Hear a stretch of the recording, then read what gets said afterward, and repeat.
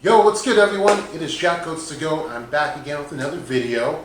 As you should probably tell by the title, you should know what we're going to talk about. And just before we get into anything, everyone is entitled to their own opinions. As of right now, until we have all the facts, there is no right or wrong answer yet. But I will say, I feel like I'm right in my opinion. Now, what do we know about Kashin Koji? Kashin Koji is our silver fox who we don't quite know what his agenda is. His agenda is still a little shady. We don't know if he is a bad guy or if he's potentially a good guy or if he just has his own agenda entirely. That doesn't involve the good or bad sides. But I'm going to tell you what I think. Feel free to disagree with me. Feel free to agree with me. But just let me know what you think in the comments below. And make sure you like and subscribe. So what do we know about him? For black and white facts, he's got white hair. Physically, he is pretty tall. He's not outstandingly buff. He's not chubby. Looks like he's got a pretty average build, maybe slightly taller than a normal ninja. He has the toad summoning. He knows the Rasengan. Am I tripping? Does he know the Rasengan? I feel like I read that. Well, I'm going to put up a picture right here, if that's true. If it's not, I'm just going to straight up edit it, and you'll never know that I said that. But I'm pretty sure he knows the Rasengan. And I think these two things already are pretty damning evidence of who I think it is. But to keep going into this, we know that he's able to enter the Leaf Village without any hindrance because his chakra is already registered in their system. So we know that he was probably a resident in the Leaf at one point or another. He's got to be an older gentleman, which is why he's got the white hair. Maybe Kakashi had white hair all his life, so we might just have a guy who has white hair. But he looks about on the older side. He doesn't look decrepit or anything, but he also doesn't look young. So we also know that he's killed a member of Kara already. So we don't know if he's for Kara or against Kara. But given the evidence stacked up with Kashin Koji, I think it's safe to say that he's definitely not pro Kara. He might not be a good guy, but he doesn't stand for what Kara stands for. Now, I want to say with this theory, I'm going to be including some just straight up headcanon. I'm going to create a story where we don't have one yet. But I'm also going to include things that I think people looked over in the war. But before we get into that, I think Kashin Koji, there's enough proof that he is Jiraiya Sensei. Why do I think he's Jiraiya Sensei? Physically, yes, he's got the white hair. Is he as tall as Jiraiya Sensei? No. But also look at what Jiraiya was wearing. He was wearing some very high heel sandal things that put at least another foot on him. So he was definitely taller than a lot of other shinobi without them. So I think that it's safe to say that him and Kashin Koji would be around the same height, if not the exact same height. Being that they would be the same person, I figured. The white hair, of course, I think I said that, I don't know. And then we have, he did exhibit fire jutsu, where he completely annihilated that Kara member. Jiraiya is great at using fire style as well. What else do we know? The blaster toad that he has. Now, we've never seen this toad. That doesn't explain why he has the toad summoning. You have to have a contract with these animals in order to summon them. So before, I'm not even going to get into the inconsistencies about that just yet. But we know that he's got that. And not a lot of shinobi have that. In fact, the only shinobi that we know to have the toad summoning contract is Konohamaru, Naruto, Jiraiya, Minato. And that's it. Yeah, that's it.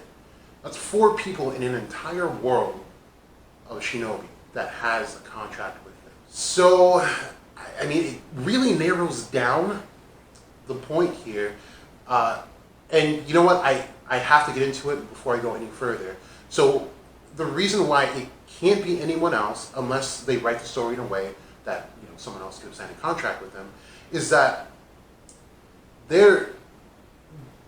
since there's a really fine funnel of people making contracts with these toads, they have to know each human by name and who goes through there.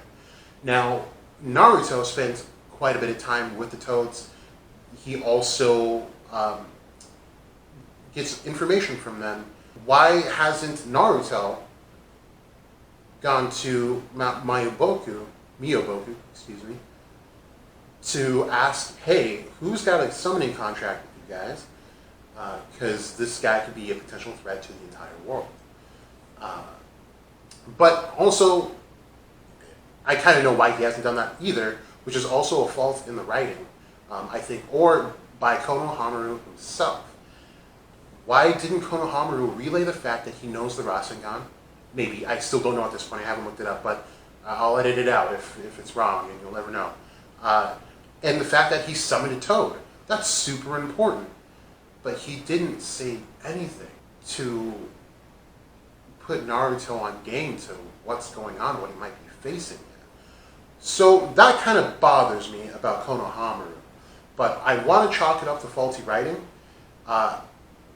Maybe. But he knew Konohamaru by name, which is interesting as well. He had never met Konohamaru before that point, we thought. But he knew of Konohamaru. And that's kind of weird. He also knew of Boruto. And that is kind of weird. Because up until this last chapter, no one in Kara Organization knew about Boruto, especially having karma. Now, when we start questioning his agenda, we find out, like I just said, that they are just finding out that Boruto has karma, where Kashin Koji is known pretty much since we've found out about Kara in this series. So he's intentionally withholding information from them. This could be Jigen's biggest downfall, his boss. So if he was pro-Kara, he would definitely put Jiren,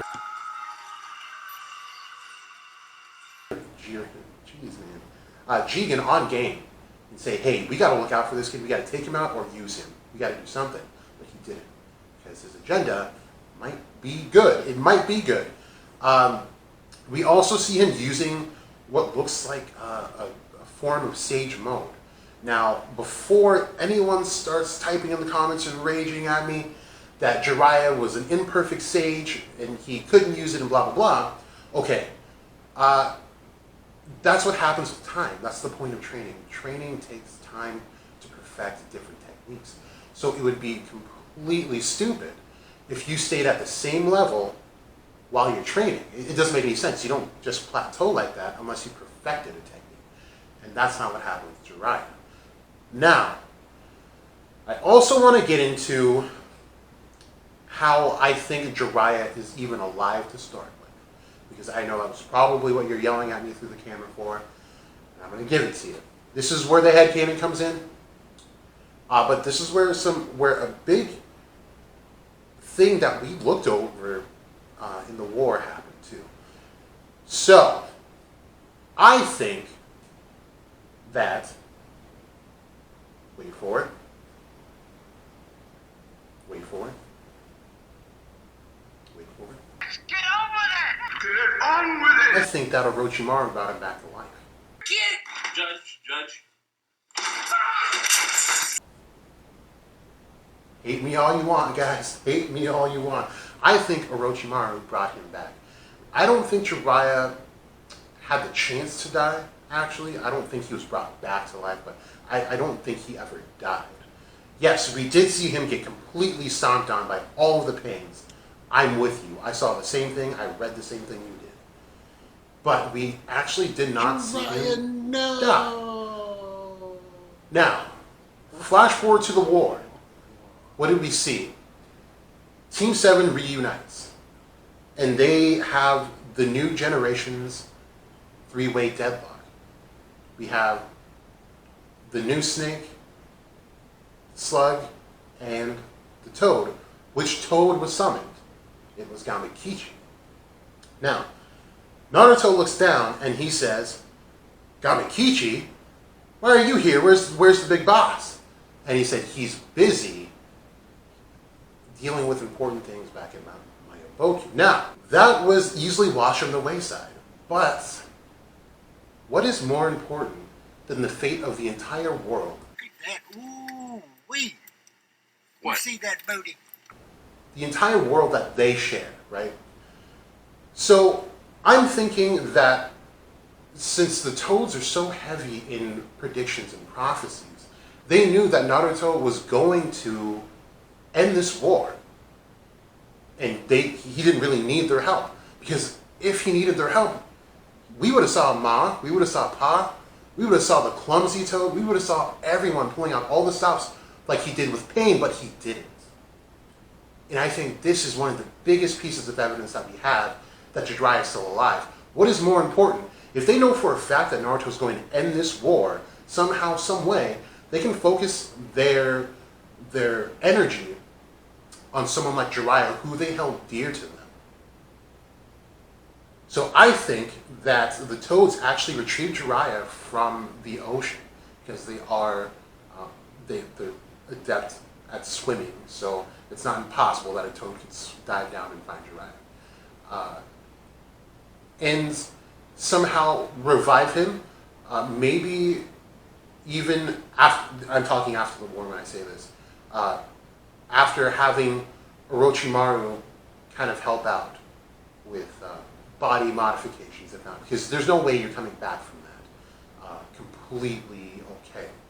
So I think Orochimaru had some hand in reviving Jiraiya back to a state where that he could fight again.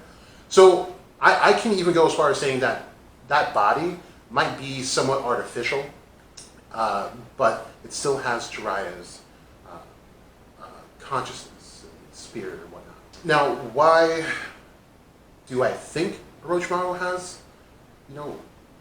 a hand in this? Why does Orochimaru want anything to do with Jiraiya? They've hated each other almost their entire shinobi career. Orochimaru has turned a new leaf. And we kind of saw that by the end of the war.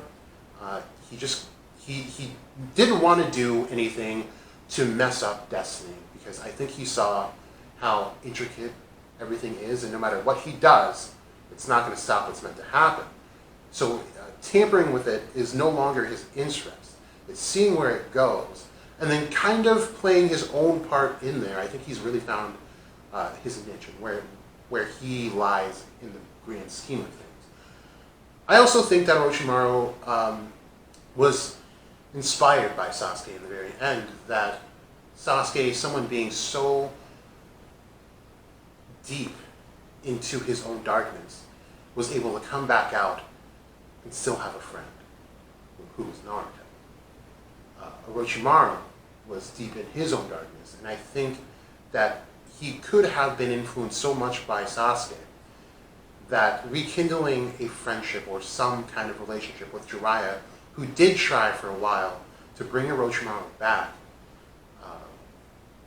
I think that would cause him to help Jiraiya out at least one last step, like he did with Tsunade. So I think that's Orochimaru's part in it. I also think Orochimaru knows about Kara. We don't know if he knows or not yet, but I think he knows. And I think this is also kind of headcanon. What did Orochimaru do when he fled the Leaf? He joined the Akatsuki. He didn't go there for his own... He didn't go there to do what the Akatsuki were doing. That wasn't his goal at all. He had his own goals. He wanted to learn more jutsu, learn secrets of immortality.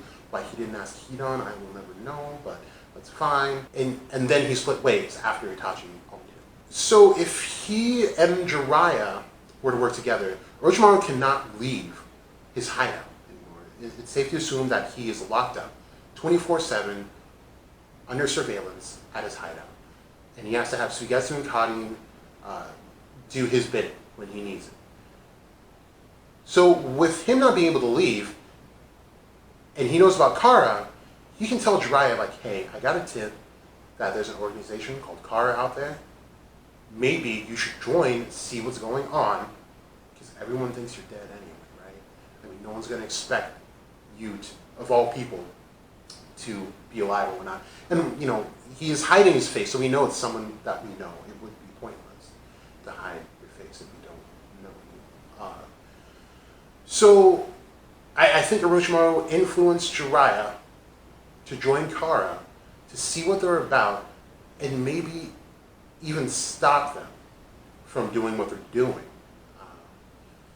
It's really tough to say what the agenda of Kara is right now, but those are just kind of things that I've been looking at. I really do think that Kashin Koji is Jiraiya. There's almost nothing stopping us from thinking that. And I think what's going on with all these debates is that is what happened with Obito, right? The answer was so obvious at a point that it couldn't have been him because it's too obvious. I mean, these writers are anything but great when it comes to hiding characters that should be hidden. So, I mean, maybe they're not even trying to be good at hiding it. I don't know. But it is part of the fun of watching and reading this series. Ooh, who is the mystery guy going to be this time? But yeah, I'm thinking Jiraiya for sure. In the comment section below, put who you think Kashin Koji is. If you say Jiraiya, if you say anything but Jiraiya, you're wrong. I'm just kidding, not kidding. Feel free to disagree with me. It's all fun here. I'm just as stoked to learn about it as you guys are. Thank you for tuning in. Please watch my other videos. I have a music video on here that I tried really hard on, so please look at it.